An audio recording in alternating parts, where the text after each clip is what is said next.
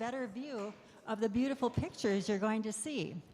Today we're going to hear Gerry Hoekstra's presentation about birds of the Pantanal, and you've also probably seen his beautiful photos in the gallery out here. And so take another look at those when you have a chance. Gerry is a retired music prof, retired from St. Olaf quite a while ago now, but he has really turned his retirement into a chance to really explore new interest. And well, he's always had an interest, but he's been able to really fully explore his interest as a birder. And we're going to be seeing pictures and hearing about the birds of the Pantanal. And this is all recent for Gerry because he's taken a trip to Brazil in the last couple months. So welcome, Gerry. Thank you, Connie. Thank you. Yeah, this is from a trip in late July, early August. I was there for about 2.5 weeks. And so I'm going to be talking about not just the birds, but the wildlife in general. And I'm going to try to remember to keep this mic here. Connie said she'd remind me, but if I drift, I'll try to turn with it. The screen is not very high, and I know from sitting out for other presentations, it's sometimes difficult to see. And so feel free to shift around a little bit so that if you can get a view of the screen, because a lot of the interest here is going to be in what you see rather than what I say. For me, it's always a kind of a spiritual experience just to be out in nature. I still don't understand the people who walk through the Arb with headphones on. It seems to me if you're going to be out, enjoy it. But it also gets me thinking always about how this all works together, how these creatures work together.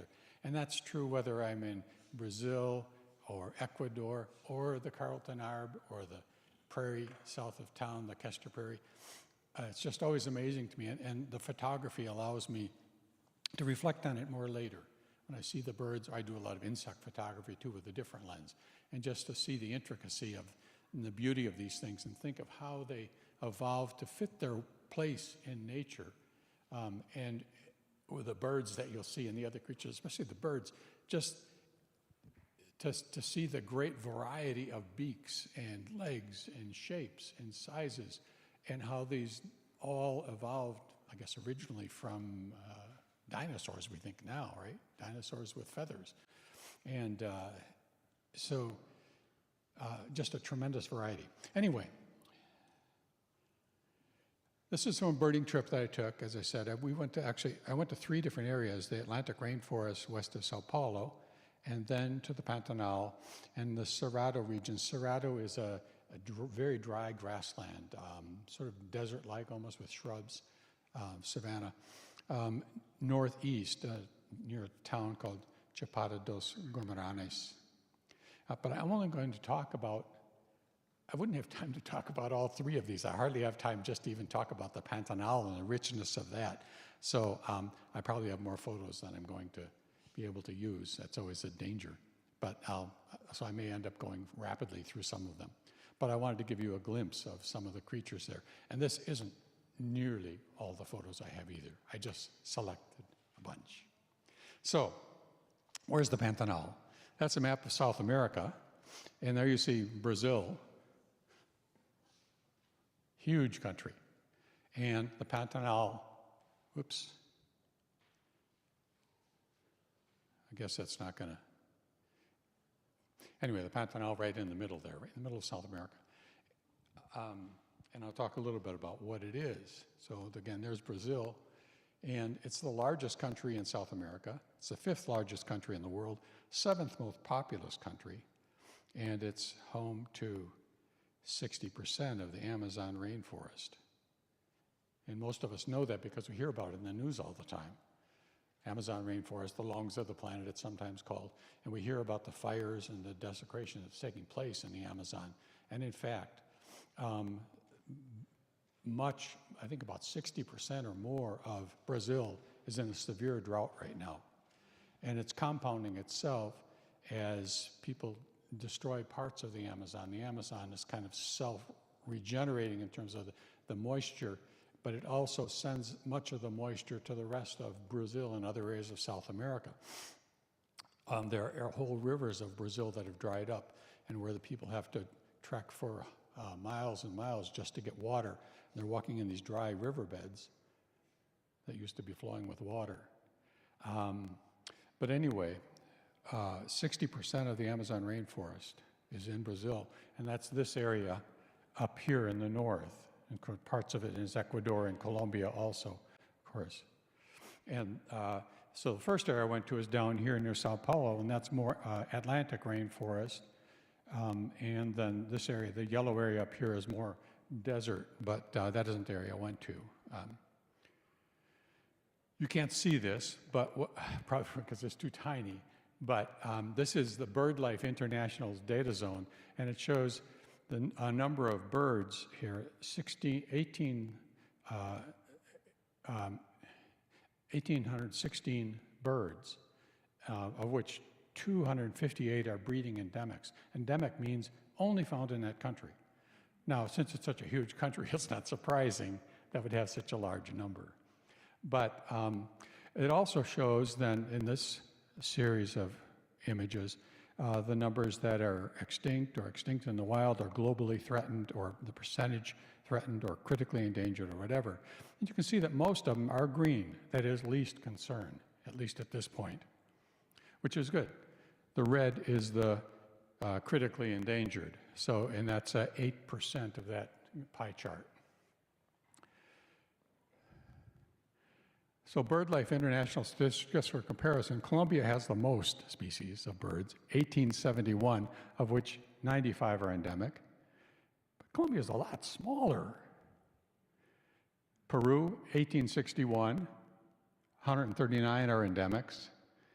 Brazil, 1816, 258 endemics, so the most endemics. But Indonesia comes in fourth with 1746, 528 endemics. Ecuador, look at it, 4 of these are South America. Ecuador, 1,624 species with 42 endemics. And here we are, the United States, 820, and that includes Hawaii and Alaska.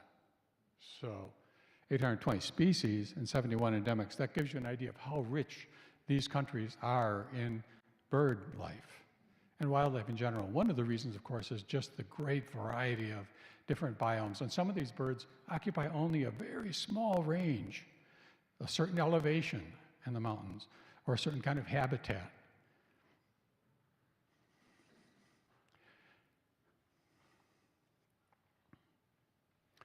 So, as I've said, first I birded in this area southeast of Sao Paulo, and then, this is supposed to be a red light, it's not working.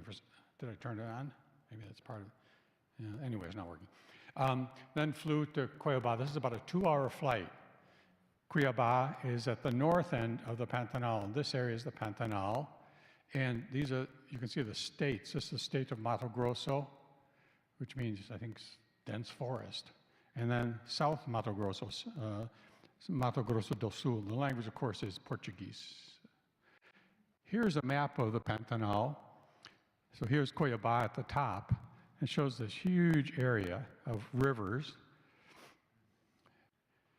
And then the third part of the trip, as I said, I birded this area up here. Here's Cuiabá down here, but northeast. And I'm not going to talk about that part of the trip. I'm just going to focus on the Pantanal. The Pantanal, what is it? Well, it's a huge wetland.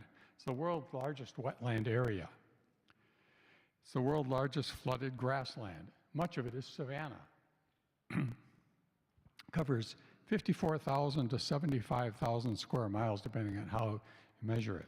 It's just an enormous area. And it's not just a single ecoregion, it has a number of sub-regional ecosystems. And so you find different creatures in each of these. A rich variety of plant and wildlife species. So it's geographically a large concave depression in the Earth's crust.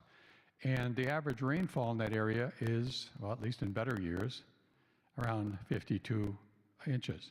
Now, the last couple years it's been dry, And so it was, when I was there, it was very dry. Much of the ground is sand and clay, and it gets very dusty. The roads get very, well, there aren't roads. The road gets very dusty.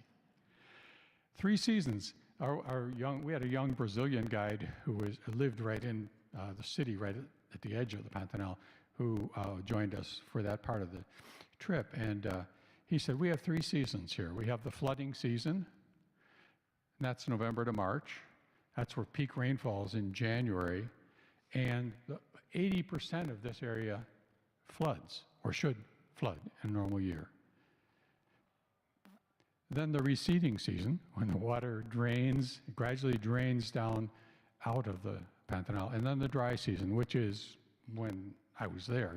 You can get through this area in the dry season. And in fact, it was so dry. The Pantanal road, the road that goes through the Pantanal, goes down through the north part of the Pantanal, which is the Trans-Pantanal Highway we took. It's a gravel road. It's actually more like ground rock, so you can only go about 30 miles an hour or 25 miles an hour. There are bridges. I think it's 121 kilometers and 115 bridges in that distance. And many of them were in disrepair, but it was a great time to repair them because everything was so dry. So we ended up driving down through the creek bed or the riverbed and back up to the road because the bridge itself was under repair. So this whole Planalto Highlands slowly drains into a river, the Paraguay River. And it's bounded on different sides by, these are names for the different kind of habitat, but the Chiquitano dry forest on the west and the northwest, and the arid Chaco dry forest on the southwest, and then the humid Chaco to the south. The Cerrado savannas lie north and to the east, and it's the Cerrado areas that I went to. But the different kind of ecosystems even all around it. So there's that map again. Now, this is the whole Pantanal. We entered, as I said, flew to Cuiabá. We drove down to Pacone, and that's the entrance city. From here, it's all gravel, and it's one road. It's called the Trans-Pantanal. And the farthest we went is Porto Jofre, which is at the Cuiabá River. You can see there are lots of rivers in there, if you can see that. But anyway, this is as far as we went. That's 100 kilometers from Pacone. So from Cuiabá to Pacone is 100 kilometers, 146 kilometers down here. So it's about 60 miles from Cuiabá to Pacone and about 100 miles down to Porto Jofre. And of course, it takes several hours because you're driving so slow. And there are lots of places to stop along the way. So on the Transpantanera, which is the road that I'm talking about, but look at all of that we didn't go through. So this is as far as we went, Porto Jofre. All of this is still Pantanal. And when you hear about the fires in the Pantanal that are burning now, most of them are down in this area. We didn't see any fires where we were. This shows you the drainage area. Here's the Pantanal. It drains into the Paraguay River, Rio Paraguayo, and it goes all the way down here, goes into the ocean at Buenos Aires. Most of the Pantanal is in Brazil, little bit is in Bolivia, little bit in Paraguay. Great variety of plant life and the surrounding bioregion forests, but the principal limiting factors are the flooding and, even more importantly, the water stress of the dry season. Plants have to be able to deal with being flooded and then being in desert-like conditions. One estimate is over 3,500 species of plants.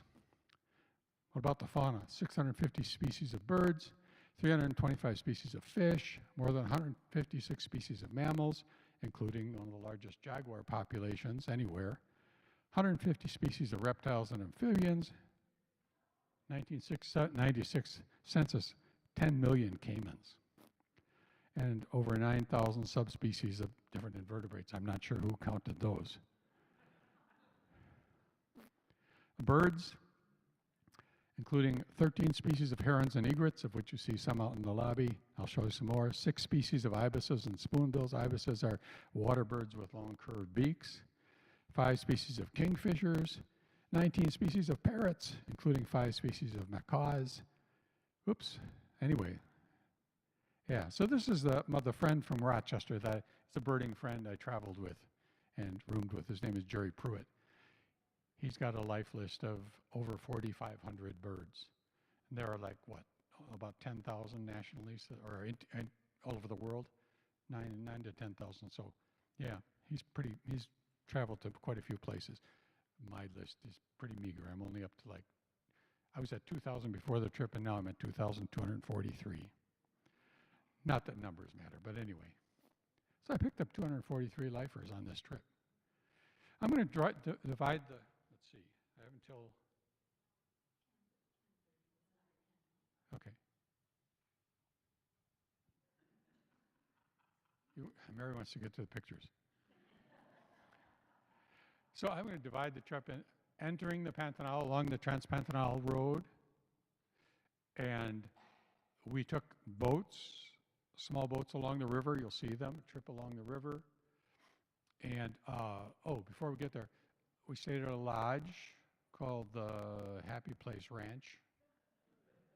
And then another lodge on our way out. So I'm going to kind of divide it into the different parts of the trip. So here's entering the Trans-Pantanal along that Trans-Pantanal Road, and there is actually a gate where you enter. As I said, this is the road. It's all gravel. Not like gravel roads around here. It's pretty heavy rock.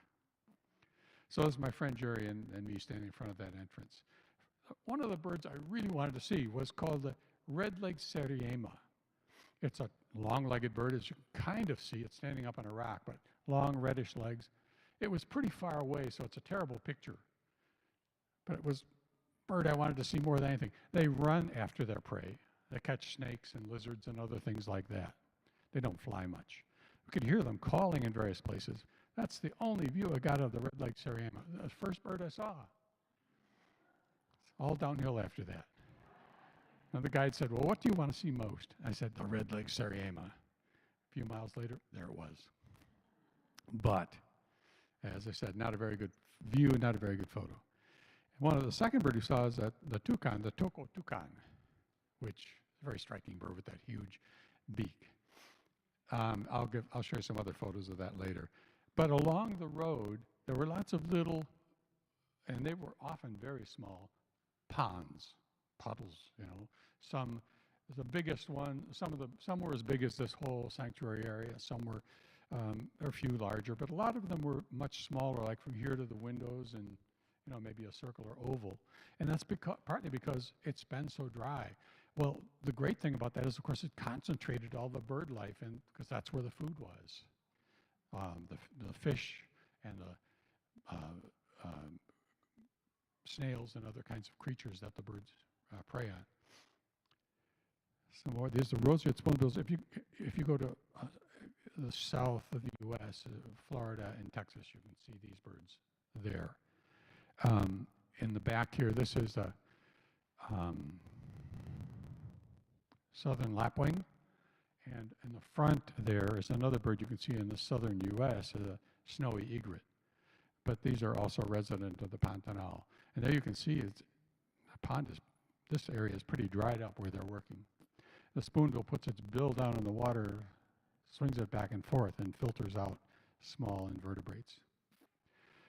This looks like our great blue heron. It's not. It's called the Kokoi heron. It's very closely related, but it's more black and white, less blue. And that's one of them, and a number of them along these ponds. Very striking bird, a big bird, the jabiru. And you can see it's quite a few places in South America. It's related to the wood stork, which I'll show in a minute. They have this big bulge on the neck.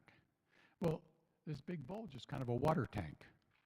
They can slurp up a lot of water, bring it back to the nest to feed the young, or save it if they're feeding out in a dry area. So they feed in the marshes, but they also feed in the other dry areas. There's one with its beak open, I kind of like that. And there you can see a portrait of with the big beak, long nostril, and then the water tank. This is another little heron called the striated heron. Well, they're actually about maybe a foot and a half.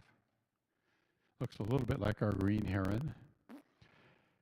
One of the several ibises, this is called the plumbeous ibis. Plumbeous means grayish, gray. And it is pretty gray, but it's a beautiful bird. When you look closely, it's got the brown feathers mixed with the gray. It's got these long neck feathers and then the long curved beak, typical of the ibis, and the yellow eye. So when you see it from a distance, it first looks gray, and in fact, you often don't see them because they blend in so well. But when you look closely, it's a gorgeous bird. Wood stork, again, a bird that you can find. Say, Sam, could you cut down the lights maybe just a little bit? You can see, again, in the southern U.S., and there's one in flight. It wasn't smooth driving all the time. Nobody farms in the Pantanal because there are no crops that will withstand that kind of environment. But much of it is privately owned, and they graze cattle there. So you'll see a single cow, maybe, and it's always these big white Brahmins, I think they're called. You see a single white cow out in the field somewhere, or here they're driving a bunch of them. And the gauchos were in no hurry to let us get through. And even when they decided to let us get through, it took a long time. We figured this was about 400 cattle in this group. This is a little marsh bird. It's called the black-backed water tyrant. Tyrant is a whole family of flycatchers, tyrants and tyrannulates and other. So black-backed, it's a small marsh bird, and you see them flying along, catching insects along the top of the marshes. One of the many hawks we saw, this is Savannah hawk. It's kind of a tan color with striping across the breast. We saw lots of these. In fact, it's hard for me to convey how rich this area is in birds' life. Everywhere we went, there were birds, lots of birds, including around our lodge, which was a kind of a ranch lodge, as I said. I'll show it in a minute. Just everywhere you went, you walked out the door, there were birds, different kinds of birds. You saw different birds every time. This is a great black hawk and a black collared hawk. So 3 different hawks right there, and these are all right in the same area. The Savannah hawk, the great black hawk, and the black collared hawk. We saw lots of these great black collared hawks. This is a tern. It's called the large-billed tern, and you can see he just caught a fish and is carrying it along with him. And the caimans. This is a kind of caiman called the Ikare caiman. As I said, they reckon there are about 10 million, or at least there were in 1996. It's probably smaller now because a huge area of fire swept through the Pantanal about 4 years ago. I think it was 2020, and killed a lot of the wildlife. It just couldn't escape. When it's so dry and you have so much grass and shrubs, the fire just flies. So then the first place we stopped was a ranch, the Posada Posto Alegre. That means the happy place ranch. And the guy who owns it was a rancher. He had cattle. We saw occasional cows, but he also ran this lodge. And it's there are a few lodges along this Transpantanal Road where you can stay. So I'm going to talk about birding in the lodge grounds and the nearby forests and wetlands. This is the place we stayed, the lodge building, and there's another one farther down where the meals were. That was like a buffet for 3 times a day for our meals. The most striking bird we saw immediately was the yellow-billed cardinal. Yellow-billed cardinal, they were all over the place, but look at that bright red head. The photograph doesn't even convey how bright and vivid that red is. But it's a striking bird. But they were all over the place, and so kind of feeling, well, there's another yellow-billed cardinal. I mean, we get that way a little bit with our cardinal, right? We take it for granted. We see it all the time. That's a gorgeous bird, too, including the brownish females. Another one of the yellow-billed cardinal. This is a little brownish bird called the Rufous hornero. Horneros are what are called oven birds. Oven birds build their nests, or they make a little oven-like nest out of mud with a hole. I'll show you one in a second. But these were running all over the ground. Everywhere we went, we saw it. It was a very common bird. The rufous means reddish, right? Reddish brown. Rufous hornero. And there's a nest. You see, just it's a mud thing built up on the branch with a hole and go in and out. So all the hornero family, and there are lots of different horneros. I don't know if there's anybody in that nest right now. And a grayish bay wing. There's a very descriptive name. It's not like Audubon's gray wing or something. Grayish bird, the bay colored wing. Lots of these also. About a robin-sized bird. Look at the bill on that one. This is the great Rufous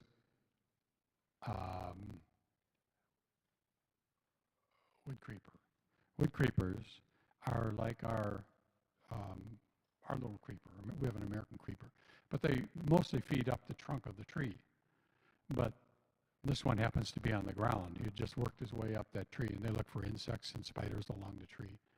There were lots of doves. Now, these aren't very particularly colorful birds, but the ruddy, a ground dove and a white tipped dove. And then I looked out, this is just after arriving at this camp, I looked out and saw this striking bird. It's called a bare-faced curassow.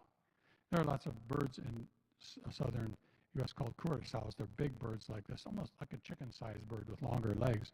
And it's got that curly head. And the bare face means no feathers around the eye. It's just black skin on this one. There's two more. These are the males. And our guide said, you know, it's really unusual to see all these birds out in the open because they're really very secretive birds. And when you're in other countries, seeing them is very difficult because they don't come in the open. They know they're safe here because there's no hunting in this whole area. In fact, we asked our guide, well, why aren't the Brazilians who are here with binoculars? A lot of them, when we see them, they have cameras. He said, yeah, because there's no hunting in Brazil. You can't hunt, which shocked me. So nobody has guns and goes out hunting these things. So they're out in the open. But, of course, the indigenous people do hunt a lot of these birds. A lot of the bigger birds especially, those are the ones that are mostly threatened. I mean, that's a good chicken dinner right there. It's a big bird. There you can see a wonderful curly feathered head. Red-eyed, yellow beak, very striking. The female is just as striking. She has a brown belly with black and white back and black and white curls. Doesn't have the yellow beak. There they are, side by side, the male and the female bare-faced curassow. This is a crested Oropendula. Oropendulas are a family of birds that build their nests like orioles, so a hanging nest from the tree. And they do it with grass, typically, in large colonies. When I was in Belize, outside of our lodge window, there was a tree with a whole colony of Oropendula nests, and boy, were they noisy. It's a large bird, sort of crow size. This is a cowbird, the giant cowbird. It's also crow size. It's got the bright yellow eye. The most striking bird, and the iconic bird of the Pantanal is the hyacinth macaw. Macaws are like parrots, but they have larger, heavier beaks and long tails, and they're all very brightly colored. But the hyacinth macaw is endemic to this area. Sometimes I think when we use the word endemic, we shouldn't say endemic to a country. We should say endemic to a habitat because, of course, that's what keeps the birds in a certain area. It's the habitat. It's not the political boundaries, which mean nothing to them. But, yeah, the hyacinth macaw, very large bird, long tail. Yeah, it's about that long. I'm just guessing. I didn't get real close to any of them. This was actually, we saw them a number of places, but I think this one I took right near our lodge, because we'd go for walks in the area around the lodge. There is again, you can see that big beak. Two of them together. And then more of the toko toucan. Large beak. Several of them. And then this one, my favorite one, is the one I put out in the exhibit. You can really see that beak. They eat fruit, yes. They also raid nests and eat young birds. So even though they look, sweet, Other birds don't consider them so sweet. They can be pretty vicious. But it's a beautiful bird. Look at that blue eye set off in that orange skin around the eye. And then that. The funny thing was, this one I was observing, he was up on a branch. There were some other birds on the ground. He would slowly turn his head from side to side.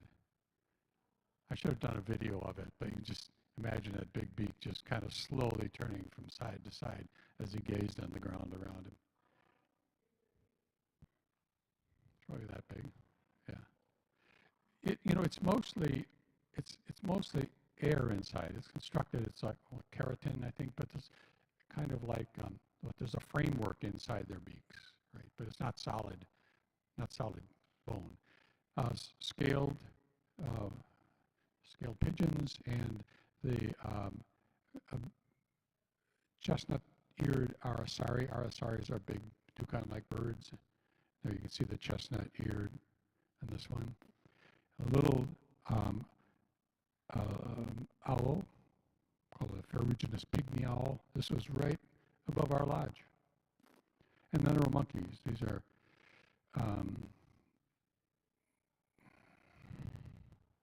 the name escapes me, the kind they are. But there's quite a few of them in the area too. We saw them quite often.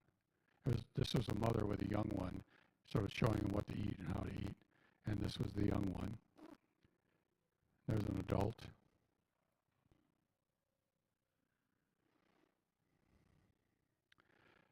An agouti.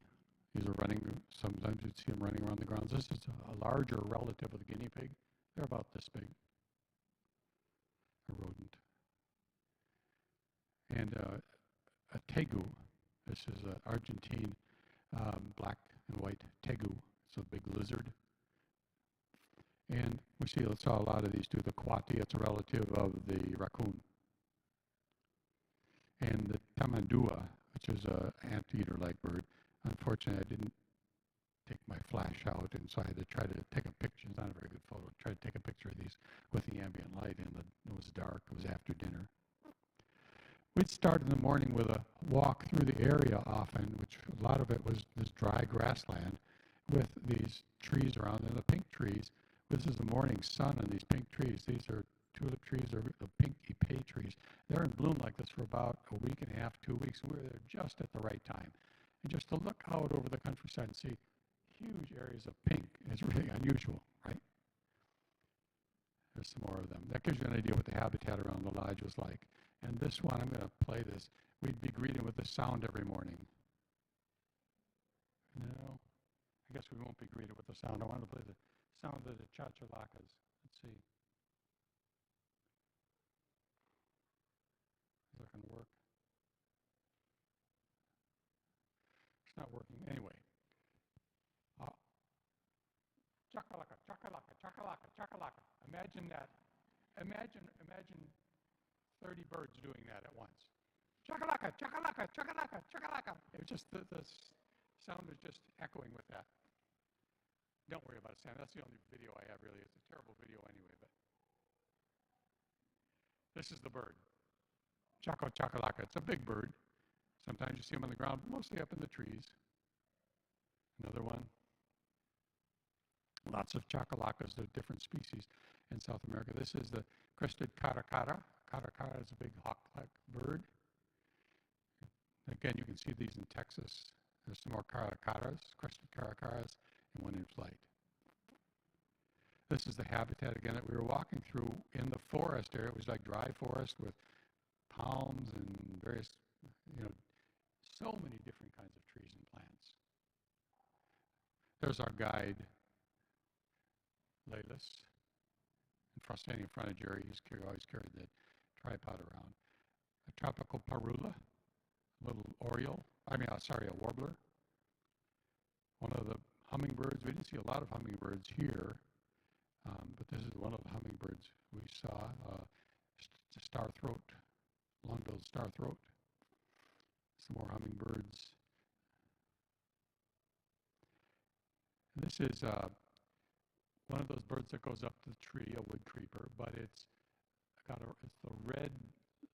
red-billed scythe bill, and you can see its bill is shaped kind of like a scythe. But it's just crazy to think about how all these birds are adapted to different kinds of habitat or feeding methods. A little gray bird, this little flycatcher, the southern beardless triangulate. And then this bird looks a lot like some we have around here, our gnatcatchers. It's, in fact, it is a gnatcatcher, a black-cap gnatcatcher. One of the forest birds there, and it's the male on the lower right, the female on the left. Look at the red eye. Another giant cowbird, and a thrush-like wren. These have a beautiful song. I should have recorded that, but I would have trouble playing it, I guess, now anyway, wouldn't I? One of the little forest birds. You'd see these little birds in the forest, and the guide would say, okay, it's in there. We'd be looking down through the branches, trying to get our eye on it, and trying to get it, after we saw it, get a camera on it. So I really felt lucky to get this picture. This is, it's one of the endemic birds of the area.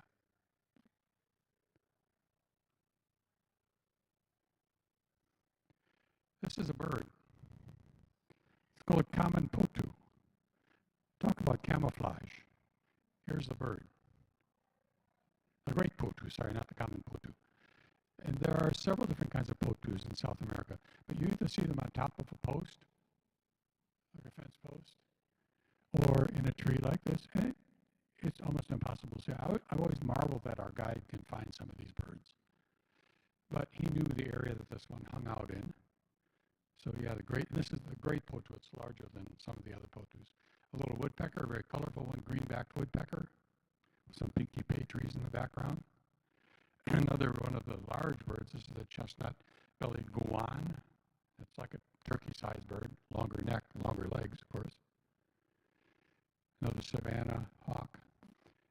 These are called scarlet-headed blackbirds. There was a marsh out there, and we saw like a dozen or 15 of these just marking out the marsh.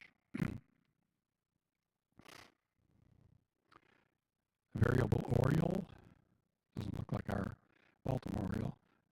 We saw this little marsh bird before. This is another little marsh bird, the white-headed marsh tyrant.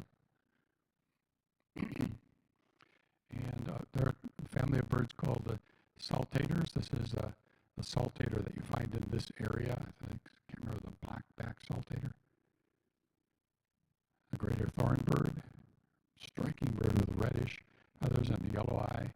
This one you see in southern U.S. also, the vermilion flycatcher. It's seen through much of Central America and South America. Boat-billed flycatcher. Oh, that's another, this is another Plumbeus ibis with a pinky bay tree in the background. And look at that, those crest feathers. This is a red-throated piping guan. Another ibis, the buff-throated ibis. And we would walk out through the countryside, through the savanna. There's one of those little ponds I was talking about. Some of the water birds you'd see in the ponds. This is a jacana, wattled jacana. And this is the tapir. It looks like he was attacked by something. He's got injury on his face. We saw other tapirs, but this one I saw pretty close up. It looked like a young one. He was pretty small. The Plumbeus ibis. Capybara. So lots of capybaras. Large animals. Find them along the rivers and in the wetlands. I have a photo of one out there too. One of the kingfishers, the Amazon kingfisher. Most of the kingfishers were green or green rufous. This is a bird called a jacamar. You find this in the wooded areas and along rivers. They catch insects. Another one of the ferruginous pygmy owl up in a big. And the greater rhea. It's a big bird like an ostrich. There are a couple of them out in the grassland. There again you see the habitat with the different kinds of grasses. The monk parakeet. You find a lot of these in American cities because people have released them, like New York City, Chicago. Here's one feeding on some of the seeds. It's a large parakeet, so what we would consider parrot-sized. Another one of the hawks, the roadside hawk. And this is a silver-beaked tanager, and he's feeding on the flowers of the pinky bay tree. You can see that beak actually does look silver. is one of the parrots. It's turquoise fronted. Which fronted on a bird means the forehead. So turquoise fronted parrot. And smooth-billed ani, it's a big crow-like bird. A little grassland bird called a pipit. Yellowish pipit.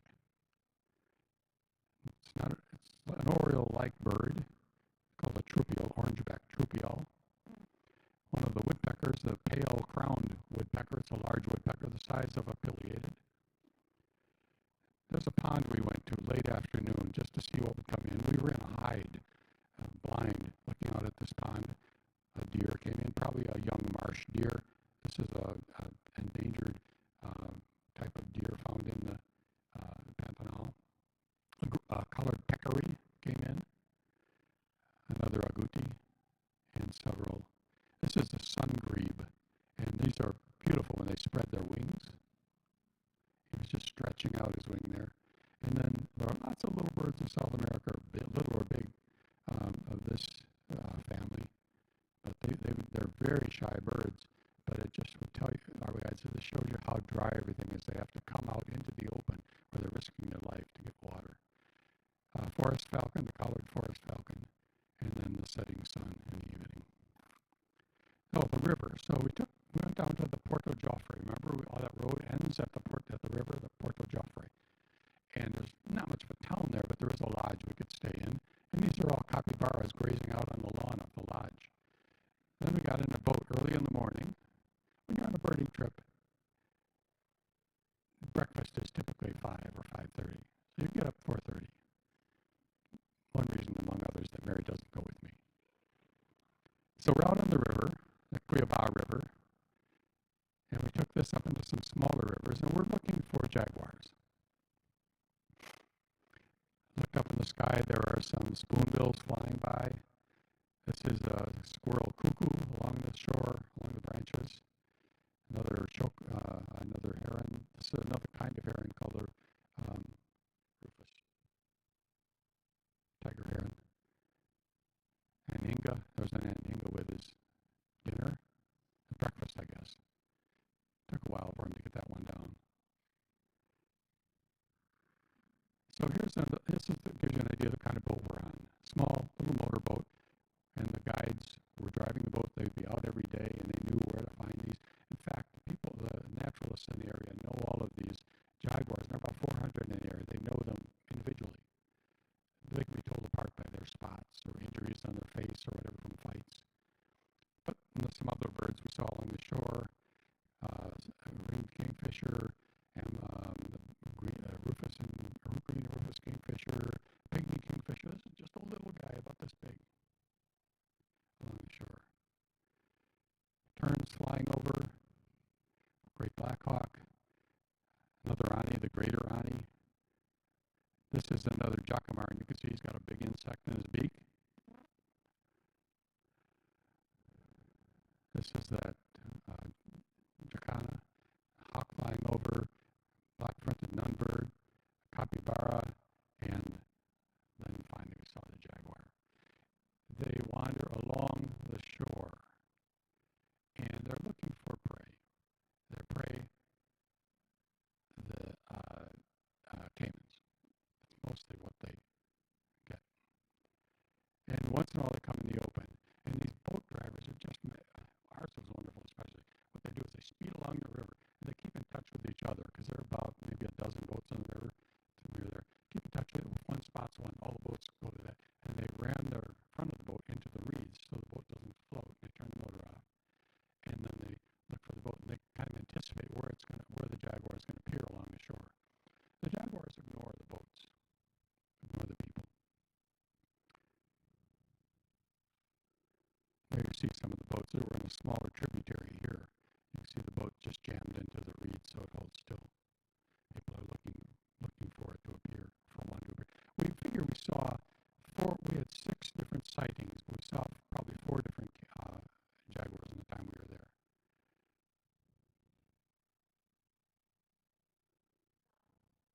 Size, like a leopard. I mean, they're big. They're big cats. Yeah. I don't know specifically, like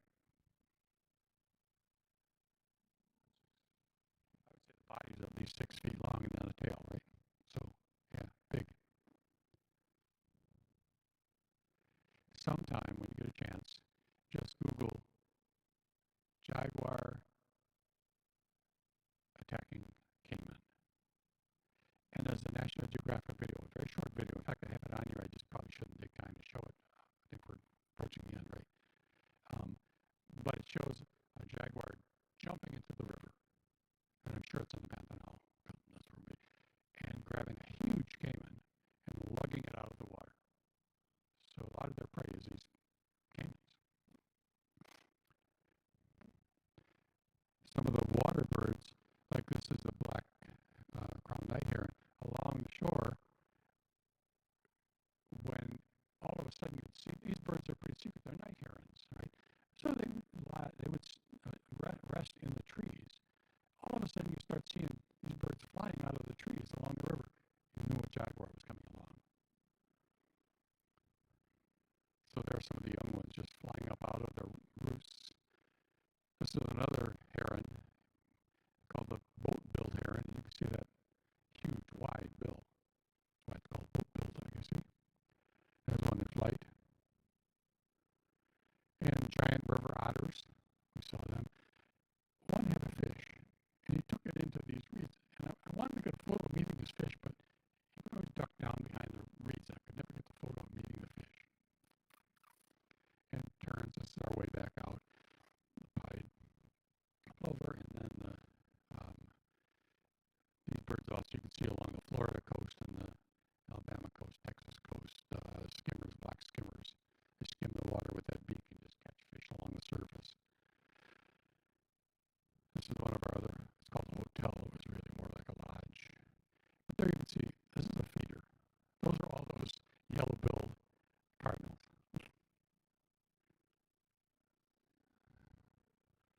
Yeah, they would come in more for breakfast, and then they put out seed for them. One of the doves, there's the Picazaro pigeon, which is really a striking bird with that pattern on the neck and the rows of breasts. This is a little bird called a rufous cachalote. I mean, some of these birds have names you've never heard of for birds before, but cachalote. And this is a purplish jay. It's like a blue jay, but it's purplish. And that's a smaller bird called the choppy blackbird. There's one of those Phrygian pygmy owls, and he's got his breakfast there, a nice big cockroach or something, some big insect. Another tree climber. And this is a bird called a manakin. Manakins are little birds that kind of nest in colonies. This is a crested manakin. Name escapes me right now. I have it here somewhere. But anyway, again, very striking bird. Black. It's a small, tiny bird. Black with that rufous or that red cap. Here's our group. Our guide, Leilis, and somebody else is missing there, the British guy. We had a British guy with us. Here's our Brazilian guide, Richard, and he was always impeccably dressed. Pardon, quit. Okay. Pardon? Okay. So, yeah, I quit.